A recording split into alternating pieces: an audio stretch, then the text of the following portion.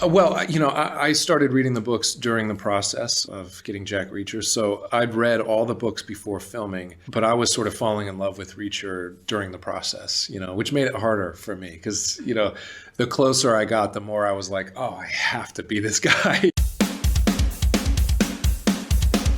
Yeah, I think his physicality is a character in and of itself in the books. I mean, that's obvious, when you read this. He's both physically imposing, he's intellectually imposing. I think it's important to give the fans what's there on the page. That's what makes this protagonist unique. He's not just brutish, he's both, mysterious and physical and intellectual and violent. It's all of the above. I'm glad we can give, the fans what they've been looking for.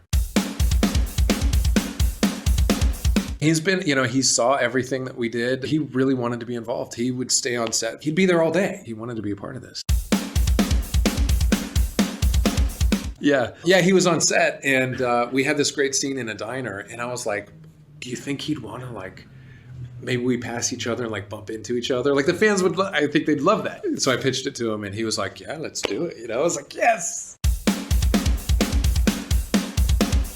I mean, they're all so different. Smallville was my first role. I played Aquaman on Smallville, and that was my first role. So for me, I think I look back on that the little puppy who didn't know what he was doing, just running around. With this weird costume. Yeah. When you look at the picture. Yeah, wearing a onesie Speedo, I mean, okay, there's a lot to relish, my time on Titans, it was a very interesting experience because that character really paralleled my life in a lot of ways, and it was fun to take that journey with that character, so there's something different about each, to love, I think Reacher is my proudest work so far.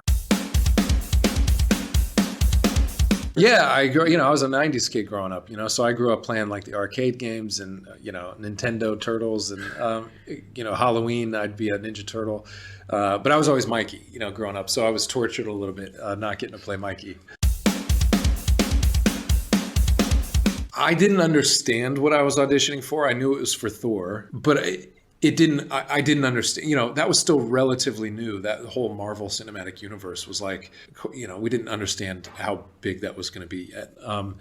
And I was sort of jaded. I had just come off a comedy that I felt I should have been handed every film in town, I mean, so I went in with a really, I was very entitled and I just felt like I deserve this, and